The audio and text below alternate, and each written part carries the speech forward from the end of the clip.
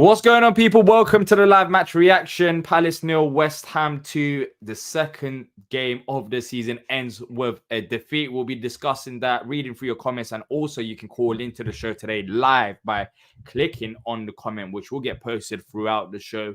We'll start it off in about a few minutes' time to open up the lines. As always, if you do enjoy the content, hit the like button, subscribe, and let us know your thoughts in the comment section down below. If you're watching on replay, just a quick shout out to our sponsors, ComAve, who have sponsored this live match reaction. You can go check them out on social media as well. The comment is pinned. Where you can click on that to follow them for much more giveaways. ComAve is where Crystal Palace fans win exclusive experiences with your club through the world of e-commerce. So shout out to them. Now that's all out of the way, Hambo. Yeah, That's the best way to describe it, right? yeah. Well, I think the best thing I can say about today is that the key players we talked about last week needing more time looked better. You know, like Mateta lasted more than 45 minutes and put a bit more in and was a bit sharper. Gay was excellent, assuming he stays. Henderson another 90 minutes, and Wharton looked a lot better as well first half. But other than that, I think you saw a performance today that it sort of demonstrated the feeling that we all had after what happened in the week. I'm not against the moves we made in the week in terms of selling Anderson at kind of peak price and getting good money for Ayew when he's a bench player. Like, conceptually, that's not a problem to me. But doing so quickly and out of nowhere to some degree, I think, and you're also taking experience and leadership out of the team. And we looked like a team today that missed experience and leadership. We looked a little bit like when things went against us, we didn't quite have enough to get back into it. But I will say, second game in a row we've lost, but also second game in a row where Eze had an absolute pivotal moment. You know, that finish is a fraction lower, goes in off the underside of the bar, and we win that game. I have no doubt about that. I mean, yeah. Two massive chances. Eze chance, Edouard's chance. And when we missed them chances, I was like, yeah, I know how this game is going. And I know how this game is going. And we have to be clinical, but that's what we've been under Glasner when you first joined the club. But I mean, you mentioned a point about Anderson and Ayew leaving, and I've said this all along here, like, he needs to be replaced. I wasn't panicking yesterday about the replacements. I think this game even further shows that they need to be replaced. But as you said, I think the timings of them didn't help us today, especially because, I mean, replacing a player within the same day seems a bit difficult. And now we've got less than a week left where we must. There are weaknesses. As I've said, number 10 is needed. I mean, there's the conversation's been going on about Kamada, and there's a lot to talk about today. Kamada and Stars being as the number 10 options. For me, neither. I mean, neither funny enough. Yeah, exactly. And Edouard started in that 10 position, which I've said all along. He's not number 10. He's everything but number 10. He lacks the passing, he lacks the creativity to play in that 10 option, and we saw it in the first half. You need to get the best out of Edouard, you have to feed him in front of goal. And we are missing that flair player. Today, it felt like Eze was doing a bit too much. There was options where Mitchell was open out wide, but Eze just trying to be 1, 2, 3, 4. It might work one in 10, but in terms of making an effective attack, it's not going to work. I think the only positive out of today was Adam Wharton. Apart from that, we must back Glasner. We must. I mean, the only excuse today is that, if there is any excuse, is that what they can say is that, we saw Anderson yesterday and Ayew yesterday. They were officially confirmed yesterday, right? So now you've got less than a week. You've got money from these players. So we must go out there and bring replacements. And not only that, strengthen in other areas. Anderson replacement is not good enough for me. I know we can say that SARS replaced Ayew, but we do need another number 10, and we have to figure it out. That's on them to figure it out. We do need another number 10 because there's that lack of creativity, and we saw it today. We saw it today. So minimum 2 players for me. Ideally, I've always said 3 left wing back, depth option, centre back, of course, with Anderson, and another number 10. The left wing back and number 10 has always been there. But for me, the priority right now, 100%, has to be a centre back. So first of all, let's start there. And then as a number 10, we're talking about the starting 11 now rather than depth.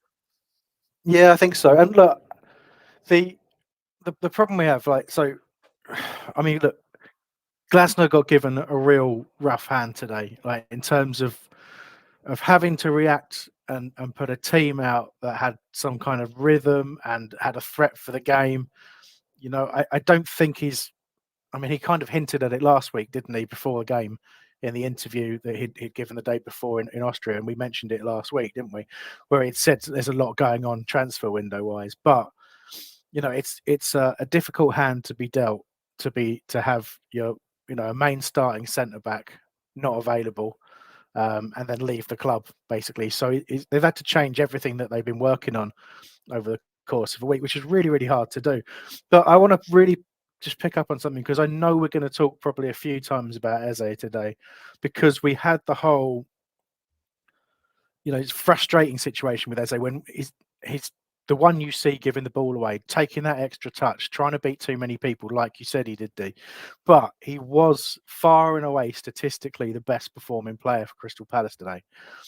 Was it better than Wharton? I don't know about Yeah, that, but maybe yeah, no, stats wise. like I'm saying statistically, I'm saying he had a better passing completion than Wharton did. He had he had 5 shots, 1 on target. He had 4 key passes. He had 69 touches of the ball. Wharton had more touches, but was less accurate in terms of the passing. Wharton had a more complete game in terms of watching a game, but I'm saying statistically, particularly in that 10 role, where your role is to try and do the, you know, the last thing that unlocks a defense. And again, he's millimeters away from scoring a goal, so people will focus on him because he did some very, very clear things where he held the ball too long. He didn't play it wide when he should have played it wide, that kind of stuff. But he actually did have a very strong game. It just didn't result in us scoring goals and winning the match. And I mentioned Mateta earlier on, and I said I thought he was better, but it's still worth noting he touched the ball 21 times in the whole match, you know, and that's not an awful lot. And that shows you a little problem that we had prior to his purple patch of form last year. Pretty much up until the point he started scoring goals last year properly, you know, he wasn't seeing a lot of the ball, a lot of running around, a lot of chasing, but not seeing a lot of the ball. Elise was the one that really changed that, if we're being completely honest. Elise's not there, and now are we starting to see Mateta struggle to see the ball. Willing runner in the channels, full of confidence, but just not creating for him, are we? So those are my concerns. But I wanted to pick and say, as like, let's not stick the boot in on him, because it's like last week as well, where he's still trying to find his feet after being away for the summer. Didn't have the same break as everybody. Then had to have a quick break, and then, you know, a couple of weeks of training and into a season. So for him to still be a little rusty in terms of that rhythm is fine. And again, statistically our best player, worth noting. I just felt like he dropped a bit too deep today. I don't know. I feel like the focus was just on him to try and create. That right hand side was dead. It was dead with Edouard. And I mean, when Saka came on, it was a bit of a spark, but you know, it was basically down his side, and that's where the problem lies. Like we are missing that second creative option, and we've got less than a week to solve that out. And that is, for me, I mean, the board have to realize it right now. We played 2 games. It's fairly obvious that, you know, Kamada, which I think the substitution is massive as well. We will talk about that, because for me, as much as we can talk about the players, I think it's rightly so that we also speak about the decisions that were made in terms of subs, etc., because it was a bit baffling. And I feel like the subs did kind of change the game. It was no surprise that after Lerma went off, West Ham ended up scoring 2 goals, because, I mean, Kamada, for me, he can play in midfield, but Wharton just struggled. It was just basically him. Defensively, he's not that guy. So for me, it would have made much more sense. I know Lerma wasn't having a fantastic game, but No, he I still think had that physical presence in midfield, and Edward was literally doing nothing for me throughout the game. I, There's I, I nothing. think you're so right, because if you think about last week with Kamada and his performance, he did a lot of good things in the 10, but the pace was a bit much for him, and he sort of stayed central. To then put him in a position where he has to play centre mid, where the pace is even more appropriate. You've got to follow your runners. You've got to, you know, occupy the right space, and then you've got to try and build the game. And you're quite right. He did none of that really. And if you look at the the second goal in particular, if you look at what happened with Bowen there, but both goals came down that side, didn't they? And if it's the two players face up, it was Kamada and Riyad. So Riyad was still didn't have too bad a game. Got to say, was relatively impressed with him. He But he's grew still, into it, but yeah, he was a bit but he shaky. had a real, yeah, he had a real couple of moments where he looked a little bit shocked. He looked a little bit like this is too physical and too quick for me. So I do felt like I do feel like that became a weakness. It became a weakness to go down that side. And Bowen, who had been quiet and well occupied all game, and we'd forced him on the back foot, he was defending a lot. All of a sudden, it just freed him up. As soon as Lerma went off, he just sort of thought he looked around him and just thought, well, no one's keeping with me, so I can do what I want now. And he won the game. Bowen won the game for West Ham. That's the truth of it. Yeah, I think Kamada is for now, anyways. Put him at number 10. Let him adjust to the league. Then afterwards, you can consider him at midfield. Because the most baffling thing for me, Hambo, is what's happening with Decore. I don't understand it. Yeah, If Decore is on the bench and you're bringing on Kamada ahead of Decore, I think Decore could have gave that balance in midfield where we know that he can defend as well as attack and be a support to Wharton. Them two are meant to be our starters going to this season, but he didn't come off the bench today. He didn't start the last game, but did come off the bench against Brentford. It's just, yeah, I think today there's three elements that we can break down. I think we can look at the picture in terms of the players leaving, in terms of replacements. I think that can be solved. I think it's right to look at Oliver Glasner's tactics, and it's also looking at the bigger picture in terms of what can we do in the next 6 days or so in terms of the transfer, because I think this should be a wake-up call to everyone. It should be a wake-up call to Dougie and Steve Parish in terms of, as much as you've wanted Sarr for years, he's not that number 10. So what happens then? Edward isn't a 10. Edward's never been a 10. I know a few people have suggested, play Edward as a 10, he can cut in. No, he's not a number 10. In the Premier League, he doesn't have the creativity. He might have one good game there, but in reality, I will never start Edward as a 10 option because he doesn't fit that profile or player. So, there are weaknesses going forward as well as in other areas of the pitch. But I'm going to open up the lines, by the way, so everyone can call in. But are you worried about the season, or are you still staying composed after 2 games?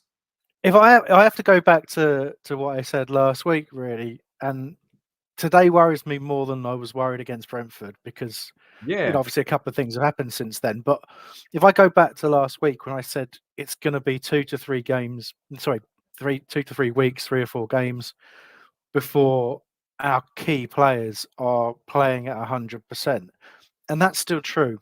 Wharton still has a way to go to be absolutely on his game. Mateta has a way to go to be absolutely on his game. Eze has a way to. When you start listing those players who came into the pre-season situation very late and had a very varying summers in terms of how much football they played, and the demands that were placed on them. When you actually take the context of that, it feels like an overreaction to say, actually, this season we thought was going to go really, really well, could be an absolute disaster, and we could be fighting relegation. It'd be way too early to start having those thoughts. I'm not talking about that. Yeah, But at the same like time, I'm like, confidence is a big thing, and momentum is a big thing, and we've seen that before. Our momentum at the end of last season just took us through so many games. We dominated teams. We dominated West Ham in spells today. At times, some of our play, particularly first half, was so quick and so dangerous that I was just, I was again almost in awe of what I was seeing. But it just didn't. We didn't sustain it, and then we allowed West Ham to get back into it. And again, there's going to be a little bit of teams working out where we're weak as well. They had a bunch of games that can look back at last year and look, okay, what happens when they lose possession? Where can we put them under pressure? always the wide areas. And look, it was the same when we had a back four. You know, we've always Yeah. been weak in the wide areas on the overlap. It's just how we've been. It's kind of in the Palace DNA. So look, we've got to be a bit smarter. We've got to get. I'm now in a position where I want an exciting talent, but I also want some real. I want an experienced head to come in, and I know I'm not usually the sort of person who says stuff like this. I'm going to preface it with that, but rumors we're being linked with Sterling. Like for Mm. me, if that was to happen, that actually is the kind of thing that I would want. Somebody with real experience. I know he's not at his peak. I know we'd be getting a player who's not quite 100%. What he was capable of, but 29 years old, huge experience, and I think he could play in that role on the right, the Elise role, if you like, and do a tremendous job. And I'm not saying we do that because there's big money involved in that, and whether you're doing a loan or even a permanent, that's big money, and it's a real risk. But something of that type, I think, is needed, because otherwise, you go back to what Sam's question was earlier with his 199 donation. Thanks, Sam. Yeah, let's And he said, "Who'd let's you go to the start?" super chat. Yeah. Let's go to the super chat. Thank you for the super chat from Sam. He says, "Who do you start at other 10 next week?" You can also support the channel by hitting the like button. You can send super chats as well. Super chats, of course, get priorities. But yeah, Hambo, go ahead with that.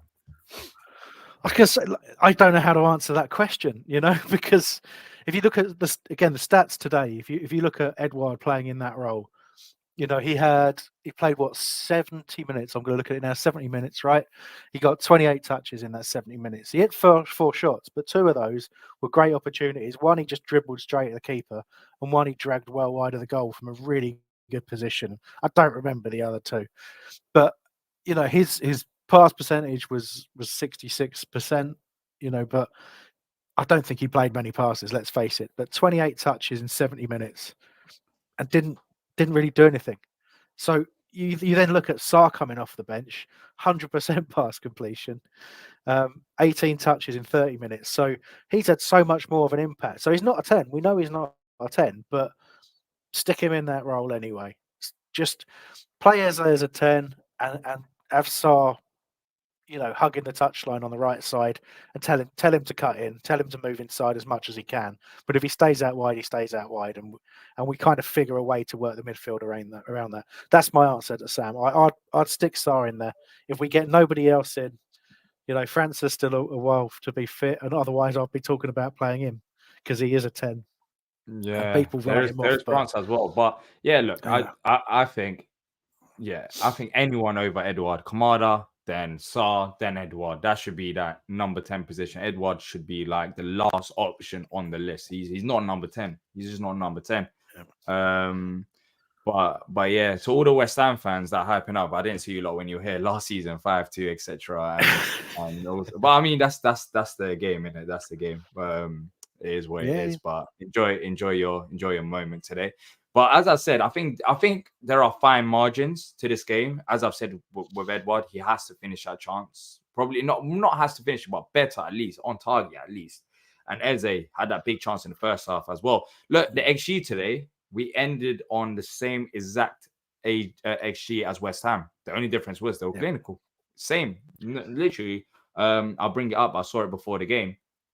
But no, not before the game. Before we went on live, but yeah, it was not even far off. So 1.42 each for XG, and it just we just weren't clinical enough. That was the problem. But saying that, the positive is that we're talking about areas of improvement, despite I know XG doesn't mean everything, despite having the same amount of chances technically on paper based on stats as West Ham. We know that we can be even better than this, and we have to be by investing that money. And people were talking about Sterling, for example, saying, "Oh, he's old, he doesn't fit our model."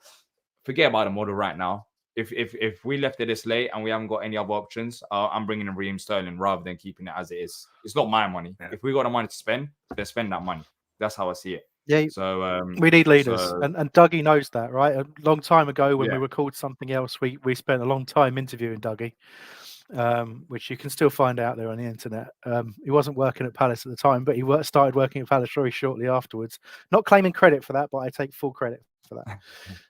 But he talked a lot about one of the biggest things in football is having leaders, not thinking too much about your captains, but thinking about having 4 or 5 different leaders in the squad who challenge people to up the standards and be better.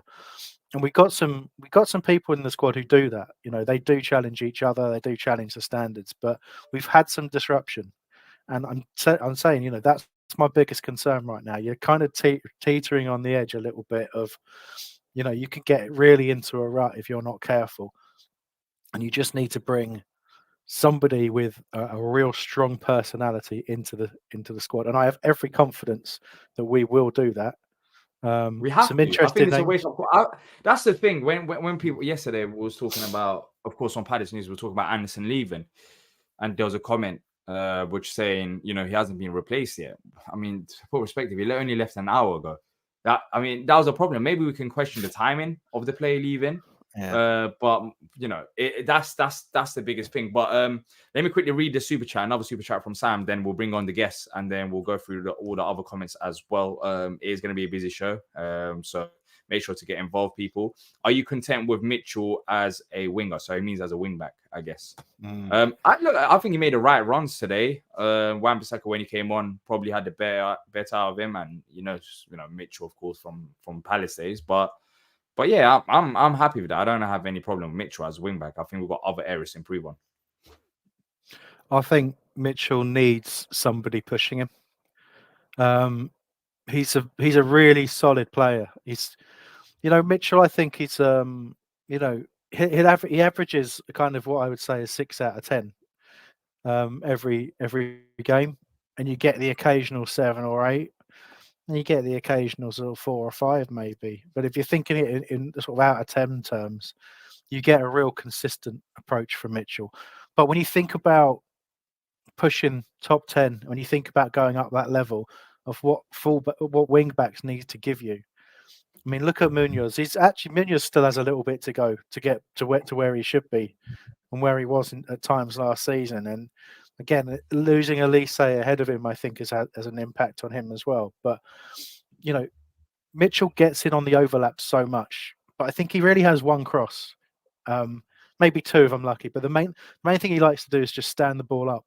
But quite often he stands the ball up to a point where the keeper just comes and catches it in the middle of the goal, and that's just not really going to do much. You're kind of relying on somebody like a bunch of bodies getting in and around the keeper to create a bit of havoc. I'd like to see him, and he's seen him on occasions do it, but really whip the ball in, low or high, but really whip it in, and get some shots away. Like I think, like Steve Parish was talking about on TalkSport, they were trying to encourage Tyreek just to have a shot because he gets in with good positions. Just drill that ball, drill it across the keeper, create some havoc in there, get it hard low across the keeper, and you never know what will happen. But I think he slows it down and passes it inside a lot, and that's confidence. So I think he has to have a real strong player pushing him for that position, and dropping in and out of the side for a little bit might do him a bit of good because he's got another level to him that we need to push him to, because he can be international quality. He really can, but he needs somebody To push saying him, that he's we going don't to have take the that, and, shirt. and that's a problem. That's why we do need to strengthen on that. But I think the priorities for me is centre back and the number 10 over that. I mean, it's a risky game to play, but if we're on a budget, then that would be my focus. Look, thank you for the super chat, Sam. Thanks to every single one of you that's watching as well. Hit the like button, subscribe. Let's go through some of the callers. Let's start off with Henry. Henry, 2-0 defeat, second home game of the season. What did you make of it? I'm disappointed, really. I thought we could have taken something from that game with the way we played. I didn't actually think there was much between the two teams, to be fair, especially in the second half. I mean, the first half. I thought the second half we dropped our levels a lot. I think we had 2 really big chances in the game with Eze and Edouard, and we didn't take them. Just like the Brentford game, we weren't clinical enough as well. And then I think the game sort of turned on the moment in the second half where Fulkrog made he made a foul, on somebody, and then they just went up the other end and scored. So I do kind of feel a little bit like we've been robbed 2 games in a row. At the same time, we looked way too vulnerable, getting caught on the counter attack. I thought Ebbs was just so frustrating giving the ball away all the time. Like, he just seemed like he wanted to take everyone on by himself, and he definitely had better options available to him. Like, there were moments where you just think, pass, like, to the side. Like, Edouard was making runs, Mitchell was making runs, and I don't know if he just didn't see it or he thought he could do better himself, but he's just being a bit too selfish right now for me. And that contributed to it as well, because the second goal, Eze gives the ball away, and it leads to another counter attack which we concede.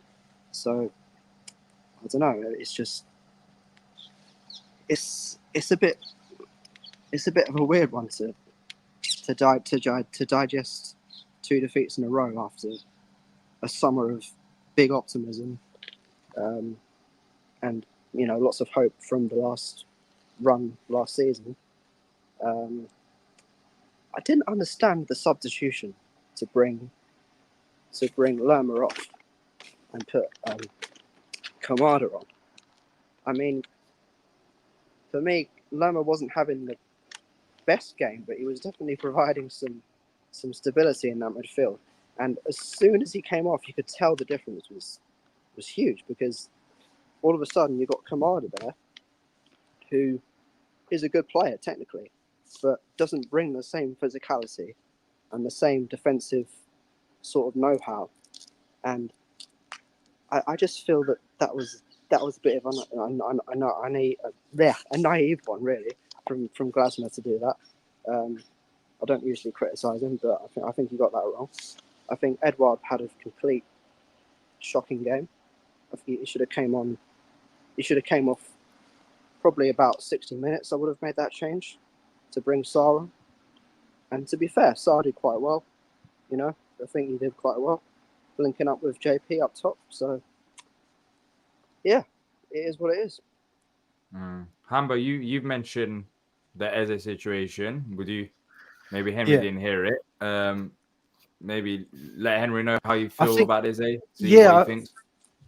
I think it's an interesting one, isn't it? Because I'm not going to criticise Henry at all, because we all had the same instincts, didn't we?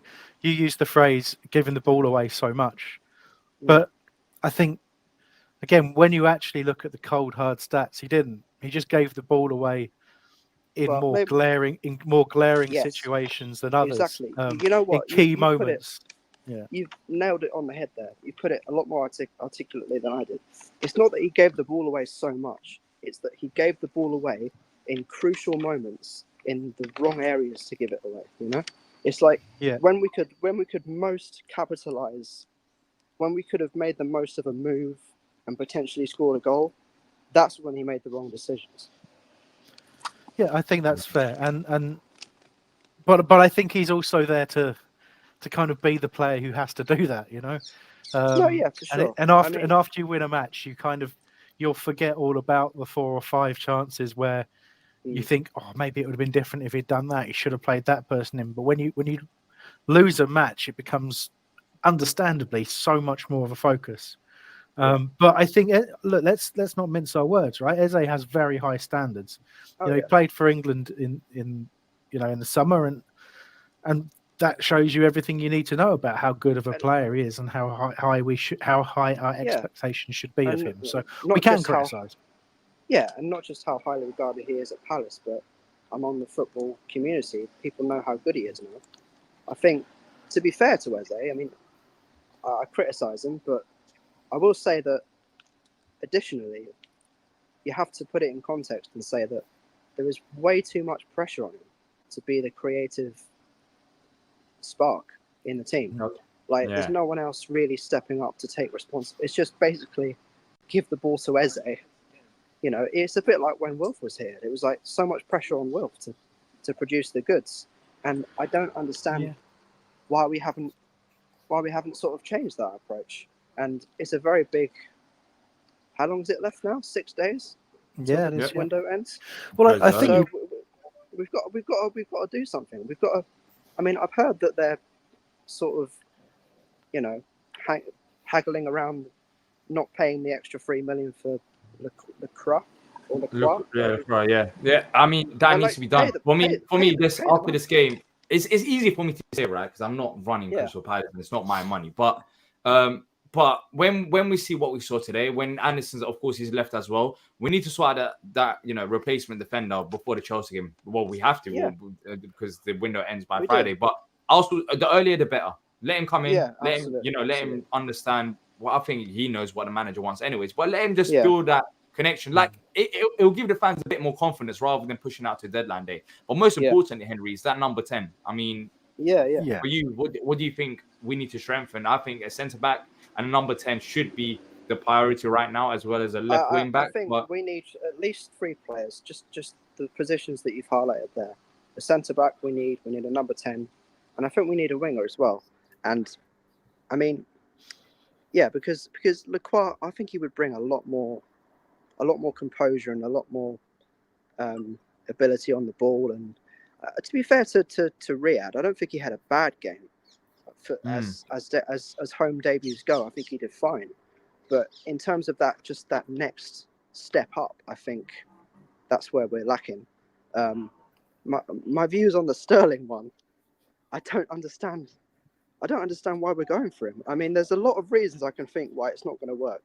I mean, his wages are too high, for one thing, right? Secondly, why would he go to Palace where he can go to Villa and get Champions League football? And then there's also the issue of, I think anyway, it's just my opinion, but I think he's got too big of an ego, and if he comes to Palace, he's going to think that he's going to like too big for the team. Like that's my thoughts on that one. I prefer that we go for someone a little bit different than Sterling, to be honest. But I can't agree with that. I think a player like Sterling lifts others. I really do. He's I don't understand the reputation he has. I've got to be honest with you, because why is he bringing I don't know the guy. The statement he brought out, but that to me kind of shows his attitude, because there's so many other players at Chelsea not playing, and he's. But you got to understand, he's got to force a move out of there, because his plays at Chelsea, they've got a first team squad of 48. Do you know what I mean? Exactly. He's got to get out of there. He's 29 years old. He's at the last sort of prime years of his career. To be fair, he's you don't want him to sit there and do nothing. No, I mean, I would prefer to sign Sterling than sign no one, to be honest. But that's my point. Look, if the finances don't work, we don't sign Sterling anyways. Like, as simple as that. We're approaching towards the end of the window. His wages, I think Chelsea would have to compromise and pay a percentage of that. Now, I don't know how much that would be, because I don't think anyone, regardless of who it is, even Villa, are not paying that much for Sterling. So that wage is going to be a problem. But if we can find a deal, I'm getting Sterling in, because Sterling offers something different to the side in terms of how he is in tight spaces, for example. That offers that gives Munoz a bit more, space out wide, for example. Team will have to focus on Sterling. I know there are some weaknesses to his game, but he's a player that's well experienced. I think that's still got enough to offer in the Premier League. And having Eze and Sterling in them pockets to pick up the ball, as well as having Munoz, for example, down the right hand side overlapping Sterling, I think that's fantastic. Still, I think it'll be good business. I think it's a player that we need. I think if he's not Sterling, someone else. But then again, who is that other player? I don't know. We've got less than 6 days left. But it might be more likely that we see. You're going to pronounce his surname for me, D. Carney. Chukwuemeka. Chukwuemeka, is it? Yeah. I think I think so. Just if you're thinking about what Eze needs and what he's perhaps going to be missing this season, is he just needs that kind of that partner in crime. And again, we're a club with a good history of partnerships. The Zaha Balassi thing, you remember that? Back further, right and bright. Those types of things, players who complement each other. I think if you can get somebody like that alongside Eze in the 10, you kind of just look at maybe getting back what we had with Elise and Eze together. But Elise is world class. But that's the kind of thought I would have. There's no denying that we I mean, there's only 2 games in, and you can already see the difference without Elise. But I will say as well, because obviously there's other people going to come on, but I just wanted to say that our bench, I mean, apart from Ismail Assar, who else could we have brought on to make a difference in that game? You guys tell me one player that could have made a difference. Because I can't think of one. You're right. That is a big issue. We need to desperately. The Corey potentially. Okay, I don't know why. Yeah, but I mean, like in an attacking sense, you're losing 1-0 or 2-0. You need to get back in the game. Who do you bring on? Okay, Saar. Who else? Jeffrey Schlupp. I mean, what the hell did he do when he came in? I mean, it's just exactly, yeah. It's like that's the thing. Francis comes in. Francis is coming on instead of Schlupp. That gives me. I know Francis has something to prove himself, but it gives me a bit more confidence. But we've got a lot of money. Let's see, Henry. 30 million from Anderson, 5 million from Ayew, 60 from Elise. The funds surely are there, so we've got to pull our finger out and act fast. Yeah, we do. Well, we haven't got time, but look, thank you for coming on, Henry. I'm pretty sure I'll be a busy few days. Well, busy 6 days, anyways. We'll hopefully catch up with you again soon. Yeah. Cheers, guys. All right, then. Take care. Yes. By the way, if you just joined us now, make sure to check out our sponsors, ComAve. The link is pinned where you can go follow them on X. There'll be more ticket giveaways. So hopefully that's a way of us giving back to you as a thank you. So make sure to check them out. And if you want to call into the show, the link will be posted once again once we go through these guests. There's a couple of guests waiting. And also make sure to send in your comments. I know some people are not happy with Sterling. So don't worry, we are reading them. But we will delve into them a bit further as the show goes on. Let's bring on Tim next. Tim, hey guys, how was it? Hey, Tim. I mean, you watched the game on a watch along, so thank you for that once again. You and T. Yeah. But from the TV perspective, how did you find it? It's very disappointing. Thanks to everybody who tuned in for the watch along. It was an emotional roller coaster. I think you got some apologies for those who got to see my emotional roller coaster. You got to see how I watch a Palace game, and it's a total emotional roller coaster. It's disappointing, D. I would say, just to make room for other people, because a lot of people have already heard from me today, I'll make a couple of quick points here. I think it's very glaring. I'm going to give Ebbs a slightly more grace. I do think there's some hero ball there, but I also I think it's hard to really kill him for that when the attack down the right is missing. I mean, it was invisible. It really was. So if we don't want Ebbs playing hero ball, then let's make sure we get a better attack down the right. So that leads to your point, what you're talking about. Who's that going to be? Who are we going to recruit? I would prefer a left footer. I'm not going to make a statement either for or against Sterling or for or against. I think it's Chukwuemeka. That's how I pronounce it. I don't know if that's right, but yeah, probably right. Don't worry. Those are both right footers. I would like to see a left footer. I think Edwards is a left footer. I think Cherky from Lyon is a left footer. I would like to see a left footer. It makes me long for having Jess stay instead of go out on loan, but that's neither here nor there. I do think if we build up some better attack down the right, it will change things. Like I think you were just mentioning this, I think both of you just a second ago, that we are a club that, boy, do we love a partnership, like Zaha, Balassi, right, Elise,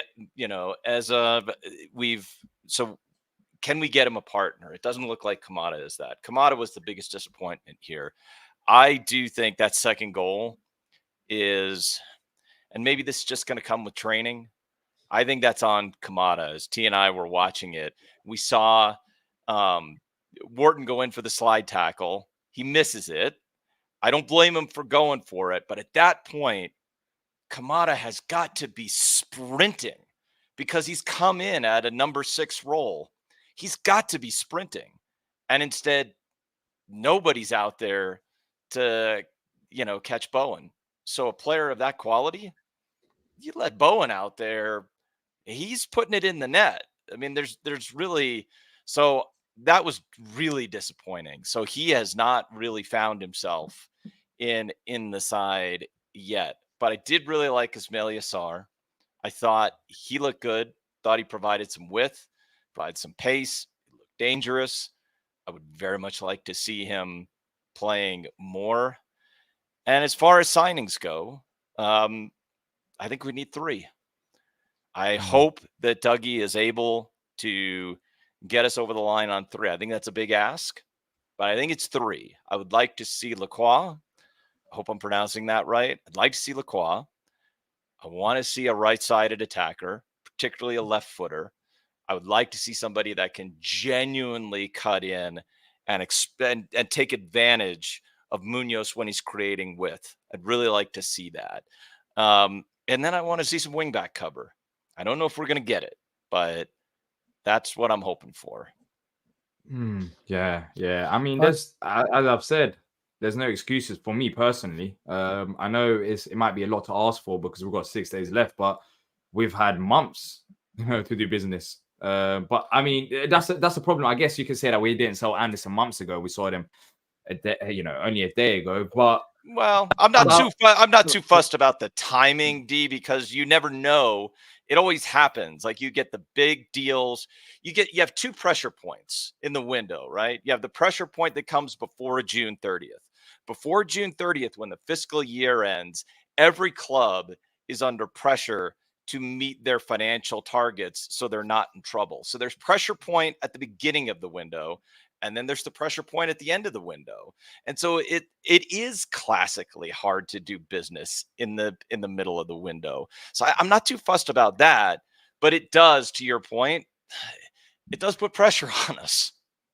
No, we have to deliver. Well, if you want to know what Glasner thinks, he says, okay, there's a word that in his comment state, but he says we need 1 or 2. But he specifically uses the phrase to have a good balance in the team, and says let's see what happens in the next week. But I'm really interested in that phrase, balance in the team, because he said it.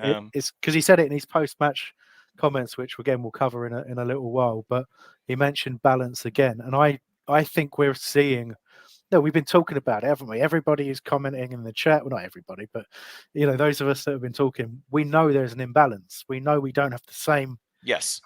We don't have the same attack down the right as we have down the left, and we don't have the same defense down the left as we have down the right at times. And it's, both things feel uneven, but it's balance across the whole team. Really, it's a balance. It's a balance of like tactics, but it's also a balance of, again, to use the word leadership, which I've banged on about a lot. It's a balance of that as well. The personalities to bring you through, to make sure you're not making stupid mistakes, which, conceding goals that you could have avoided. Because, again, without spoiling Glasner's comments too much, those goals were avoidable if people just make the right calls, or very much so. Yeah, I mean, I'm not trying to take a swipe at West Ham here. I do think they took their chances and they deserved the win here, and we did not deserve to get anything out of that game. So let me be clear about that. Having said that, 2-0 flatters West Ham.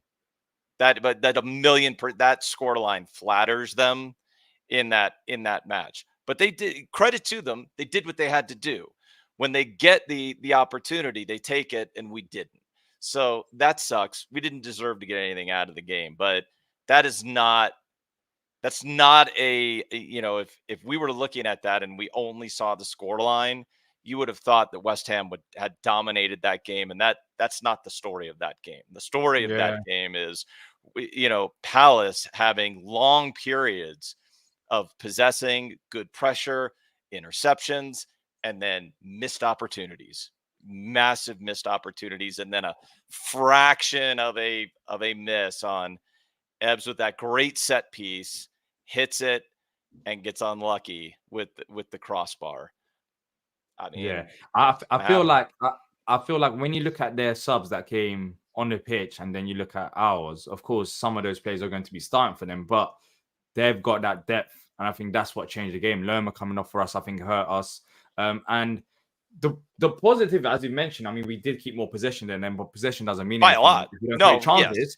But I mean, Absolutely. they still, in terms of the expected goals, as I mentioned, 1.42, exactly the same for both Palace and Well, West that's what Ham. happens So when you take we your create chances. chances, but they'll clean the Yeah. corner counter. They'll clean the corner counter, and that's credit to them for being. Well, being absolutely. on the And you counter. cannot, Yeah. and you just can't. Like, I mean, it was so hard to watch. You saw the ball go out to Bowen. Nobody's got him. He's wide open. I mean, I don't know. I felt it. I'm like, well, The that's going to positive be is 2-0.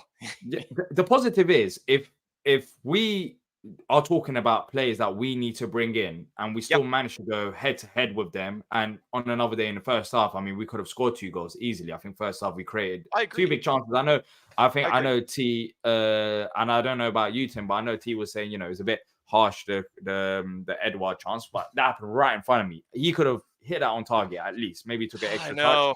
It's very frustrating. It's very. Yeah. I don't. So the fact Yeah. that we still had those chances is still not an excuse. We do need to strengthen, but that's the one positive out of this. Like, we did. It wasn't a terrible game.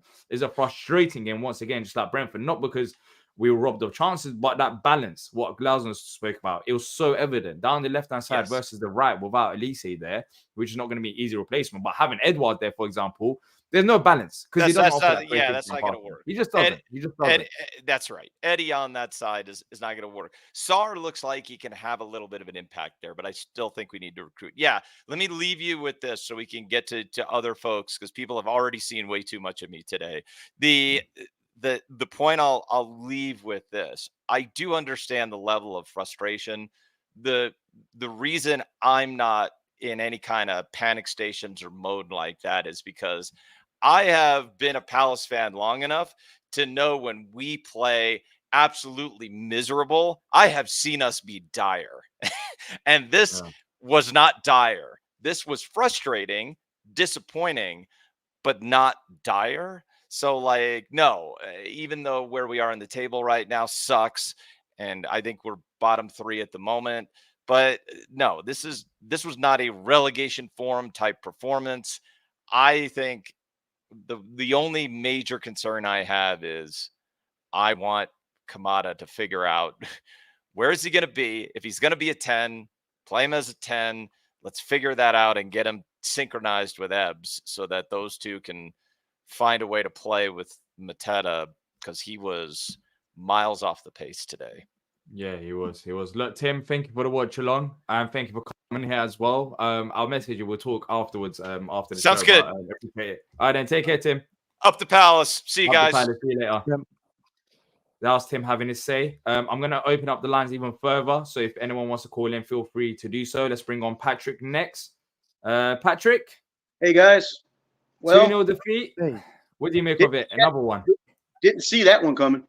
I don't think West Ham played any good today. I mean, they didn't. I think they'll improve as the season goes on, but I just think the passing, nobody's talking about. Is Wharton the only reliable passer we have on the squad? I think Lerma, everybody's talking about that substitution. There's a reason he made it. He just went to the wrong guy.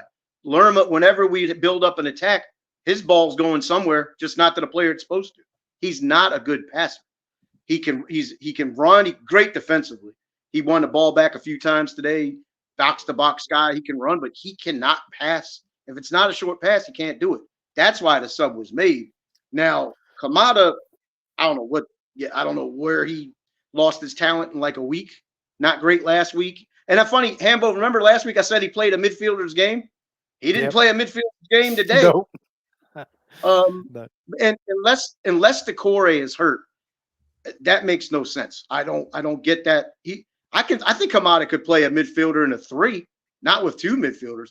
And I just think Wharton was doing too much in that second half. I think he faded out of the game. West Ham just said, all right, we'll man mark you. And that's that. I mean, that sliding tackle he tried to do, somebody should have been behind him, and that's Kamada, and he didn't get it done. Wan-Bissaka should have, whoever ran through there, I'm sorry, I'm a little pissed off on the game. Whoever ran through there should have been clipped. Take the yellow and call it a day. And as a playing 1-on-4 ball again, that's what happens when you feel like you're the only guy. But I don't think they're going to bring anybody in because I'm just pessimistic. You know where I stand, D, on this ownership. So don't need to go down that road. They need to bring 3 in. They need a wing back. They need a center back. They need a 10, clear as day. But if they're not going to do that, put Sarr there. He's got the pace and kind of change your system a little bit. I think that's what he's going to have to do in the end, where you can't play with 2 10s because we don't have them. Maybe when França comes back, but what are you talking? 2 months, November, something like that for him. So yeah, and he's still got a lot to do because he's missed so much football just through previous injuries and surgery and training and all that. You know what I mean? He just seems to have a stop-start. So he needs a sustained period of time before he's going to be able to have a major impact. So you do worry. But I got to say as well, you mentioned at the start of what you said, Patrick, and I'm in agreement with you. I didn't think West Ham blew anybody away. But I will say one thing. Kilman for them was is one of the best centre-back performances I've seen against us in a long time. he's not that good. He's not on that level. Not usually. But did you see, like, he turned into Beckenbauer today? Yes. He was just like, he controlled the ball. He was a midfielder. Yeah, he was very, very good for them. And I think that made a big difference because he was just calm and he just, stepped out of defence with the ball. And we didn't quite know how to press him because he just kept going past people. And I think that, again, and without wanting to stick the boot in further unnecessary, I think it's necessary. Edouard, didn't know how to press. And that meant that the whole thing falls apart, So that's the only thing I wanted to call out and say West Ham, maybe not as a team, but as an individual, Kilman was excellent. And then Bowen had his purple patch, and that was the difference.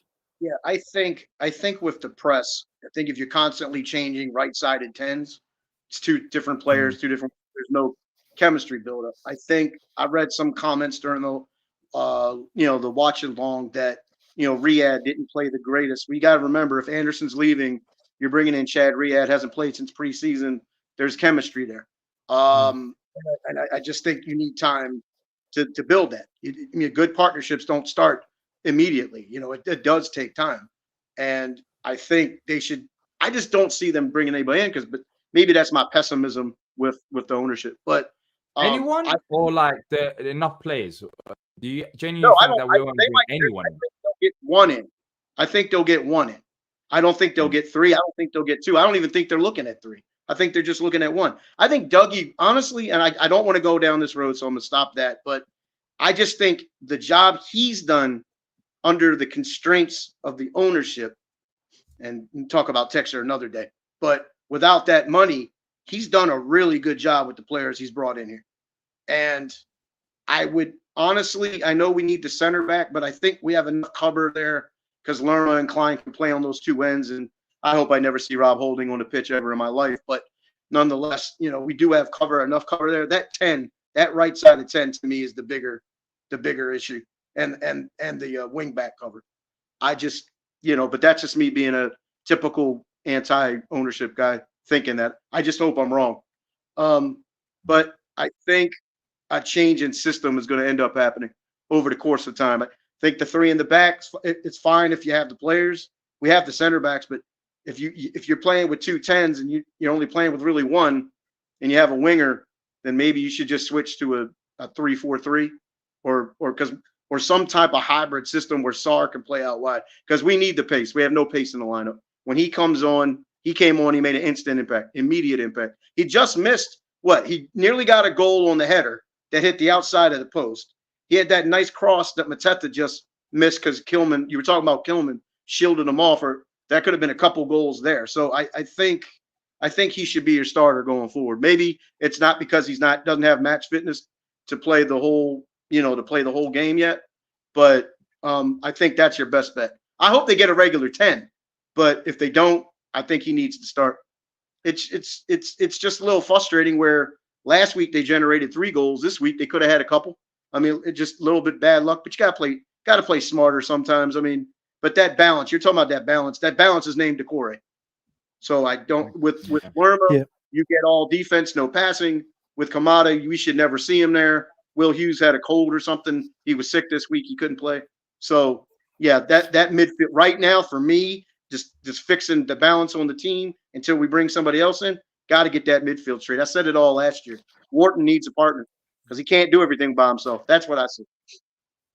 The Yeah, the yeah, I Decore agree. mystery is a real strange one, isn't it? Like, because if he's the player that we know he was before his injury, it's no question, is it? But you Right. have to ask, like, other than some kind of thing that because obviously we haven't watched and experienced what Kamada can do like Glasner has, right? He knows Kamada far better than we do, Glasner. So maybe there's something in what Kamada is capable of when he's on it that points to why he got the nod over Decore, and that we felt we could exploit some weakness in West Ham to get back into the game, right? Maybe. But if it's simply that he felt that Kamada was the best kind of like for like replacement, because you're quite right. You know, the one thing, there was nobody other than Edward who misplaced passes more than Lerma in the Palace side, unless you count Dean Henderson. So everybody else had a better pass percentage other than Edward, who was, you know, by far the worst player on the pitch in terms of pass percentages. So you're quite right to pick that out, Patrick, and very astute. But if you're going to take Lerma off for that, you put Decore on. You just do, if he's fit, if he could play. I'm assuming he brought Kamada in because Kamada, in theory, from what we've seen, it's not true, but in theory, he's a better passer than Lerma. And you're trying to control the ball and et cetera, et cetera. But in terms of that, though, if you're going to come in and put him in that position, you got to perform. He didn't. I get the substitution, just the wrong sub, unless Decore's hurt. And if Decore's hurt and they don't feel like saying anything, and then you have Hughes that was out, then the only other option would have been what, Hamada, who was on the bench, and that is, but he's not a 6 either. So you're asking Wharton to drop back at Hamada to play at his natural position. So I don't think he was going to go down that route. So I don't know. I mean, I've read some quotes where Glasner stinks and all that. Like, come on, it's 2 games, but the stuff's got to be done. And I don't think it's a lot of tweaking you have to do. Just get the players you need and go from there. But chopping and changing to do the trick. So, but guys, great content as usual. Always a pleasure. You got other people on here that want to ramble like I did. So have a good one. We'll get them next. Well, we got Chelsea, so you never know. That the way Chelsea plays, we could win that. Easy win. Easy win, yeah. Yeah. All right. Take care, guys. Take care, Patrick. See you later. Thank you for calling in. Can I That's do some Patrick quick having his Glasner say. comments, if that's all right? Yeah. Just quickly before you do, if you do want to call into the show before we do wrap up, the link is posted in the comment section. So all you have to do is go on there, call in, and have your say. That's the comment, and click on that StreamYard link to join us live today. Go ahead, Amber. Yeah. So the first thing I'm gonna pick out is just a small comment that came out out of a longer interview where he said, "So Glasner saying we can't dream of what we were doing 3 months ago. We have to be in the present. It's now up to us to keep calm and not be too disappointed. We will sleep really bad tonight, but tomorrow the sun will rise." So he's got very philosophical, and but I think I'm very interested in the kind of mindset, and I presume he was probably asked a question about what's different now than before. And I think what he's basically saying to take his real meaning from that is just you can't be too sort of reactionary. You can't look at you can't look at 2 games at the start of a season where the players are different. The summer's been very disruptive because of international tournaments, and you can't look at all of that and just expect things to carry on where you left off. And we're going to have to try a few things, experiment with a few lineups, a few different tactical tweaks, some different players here and there, and we're going to have to wait for some people to play their way into a bit of form before we'll kind of see the true Palace of that he wants to see. And last season was fantastic, and we all wanted that to continue, but unfortunately the season stopped and we have to start again, and that's fine. But his bigger comments that are on the official website, he talked about the fact that it's disappointing because it's the second defeat, but it's the second time we were at least on the same level of the opposite team. Well, you'd agree with that, right? We weren't just like against Brentford. We could have won this game. Like, you look at what happened, and it's such a fine margin. So I think he's right to point that out. He picked out the fact that when we conceded the goals, it was on 2 transitions where we had enough players to avoid it. And I think, and he's pointed that as the disappointing part. And he talked about, top level, it's you get punished. So I think the final thing I wanted to sort of pick out from all of his comments, rather than just read them all out, is he said, we trust our players and we see that we create situations. We see that we play well in parts, but we have to increase the percentage of playing well. We have to increase the percentage of being in a good balance. Then we have to increase the percentage of defending well over 95 minutes. And it's just, picking out that word balance again. We weren't balanced at times, but it's like really simple stuff. He sees it how we see it. He sees the fact that we played well in spells. So we just, sustain that. Like, find a way to sustain that. Find a way to actually create those chances and take those chances. And it's not flowing right now. We had some real opportunities, and whether it's because you can say Edouard isn't up to the Premier League standard, which is starting to look truer and truer every week, or it's because, Eze is not quite 100%, because otherwise that shot that hits the bar goes in, or whatever, whatever you want to pick at and say was the problem. It's not going to be every game. And, next time, let's hope we get a confidence boosting win against Norwich in the week, where some fringe players will have a bit of an opportunity. Yeah. And then see if we can go on from there and just ride a wave of positivity. And let's hope it comes off the back of a really busy transfer window where we bring in 2 or 3, including, at least one that makes us kind of step back and think, hey, you know what, it wasn't a bad idea to sell a few players. And you've got to kind of regenerate a squad. You've got to build. That's the kind of sad thing, especially about a club our size, is you build a squad and you build a team and you achieve something, and everybody goes and takes your players because you've achieved that thing. And then you've got to do it again. But it happens to everybody, whether it's, the big teams because their squad ages or they want a new challenge, or it's teams like us where the teams with the money come and pick your players up. You've just got to find a way to do it again. Yeah, we do. And to Let's that, bring on Looney. Yeah, you're gone.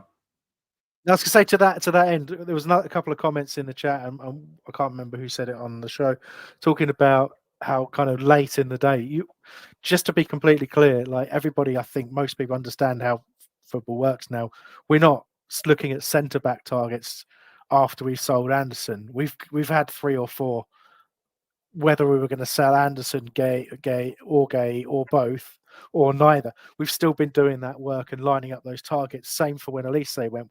We were looking at players for him, to replace him for a good 2 seasons now. We've looked at all the positions in the squad. We've looked at the manager. We've got a list of players that we go for. Doing the deals is a different thing, and anyway. So just don't think we haven't been scouting players and we're being reactionary. We're not. But it's hard to make those decisions. What's that? Now we have to take action. I mean, I agree with you. 100%. Well, that's it. I mean, right now. Now, whatever that plan was, you have to go and get it sorted sooner rather than later. Bring them in ASAP to give a morale boost. So yeah. I mean, it's going to be an interesting 6 days. Let's bring on Looney to the show. Looney, long time. How you been? 2-0 defeat again. Yeah. I mean, where do we go? Where do you go from here? Are you worried, or are you still cautiously optimistic? Well, I would say it's that all too familiar feeling. As Palace fans, we know how this feels. But I'm not overreacting, especially not at this stage in the season.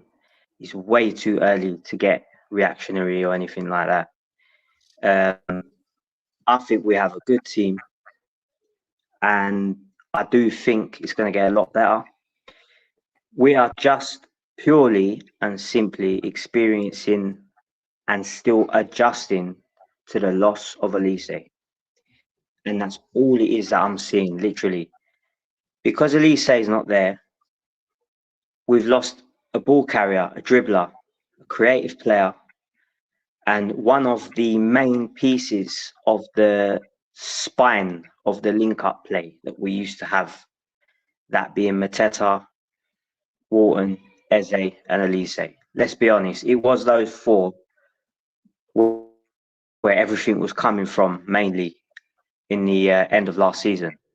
So we just now, like everyone's been saying, we need to find that replacement. And I believe when we do, everything will start to flow a little bit better. I don't blame Kamada. I think Kamada's a great player. Look, I think that guy's a wicked player and he's got a lot of potential. He just needs time, man. He's still adjusting. He's probably unsure of what Oliver Glasner wants him to do in the squad at the moment. And I think even Oliver Glasner's not sure what he wants Kamada to do, because he's been dealt some cards as well, Oliver Glasner. You know, we've lost Anderson as well. And again, today, you saw the back line looked a bit shaky with the absence of Anderson as well. Yeah. Chadi Riyad stepped up. He's a good player. He's a good boy. I like him a lot as well. I think he's a great player. But he also is adjusting like Kamada. So I think we've got to be fair. And I do think we've got some great players. And just like Glasner said, let's trust in him. With 2 more signings, maybe 3, this will start to flow again. We've seen what we can do, and it will come. I believe it. Yeah, I think those are very fair points to make that you made. I think it's, as you said, fine margins and also a couple at least transfers that we need to bring in to reach that level. But do you have confidence that we will? 100%, yeah, 100%. I think we'll make signings. I mean, look, would it not be asking a question to both of you? Would it not be irresponsible of us to lose players like Anderson, Ayew, and not get any more signings in at all? It would be really, really irresponsible. I mean, we've been neglectful in the past, but to that degree, that's more than neglectful. That's just irresponsible.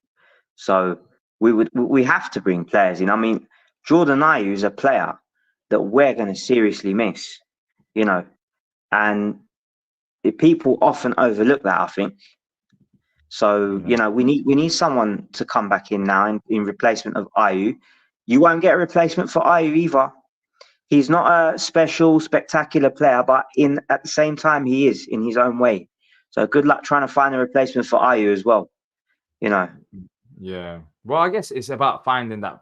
I don't think we'll replace Ayew with an Ayew-esque player. I think right now, if we're signing forward, it has to be another number 10 that has a bit of flair. And, you know, there has been rumors suggesting Sterling, genuine interest there. Would you be happy with a player like Sterling coming to Palace? If you forget finances, I know finance is a problem, but, you know, if we can, you know, pull off a move, would you be happy with someone like that? Yeah, absolutely. I mean, come on, Sterling, you know, he's experienced. He's not too old, 29. People talk about his age. Nothing wrong with his age. 29 is fine. You know, the guy's got hella pace. He's got hella dribbling. He's very aggressive as well, you know, in the final third. You know, he does press a lot in the final third, and he presses with pace, much like Sarr. And his experience is what we need. And yeah, I think we need a player that will take the load off of Eze's shoulders, because Eze is a fantastic player. He does frustrate us, and he has frustrated me the last 2 games. But I think I'm more frustrated, to be fair, at the circumstances rather than him. He's trying to battle the circumstances because he's got no one to link up with, really. And you're seeing that with the way that he's holding onto the ball and dribbling, because he hasn't got no one that he trusts to link up with in that final third, like he used to before with Elise. So obviously now, you know, he's trying to do it all for himself and compensate. And we're just seeing what's happening. He's losing the ball. Yeah.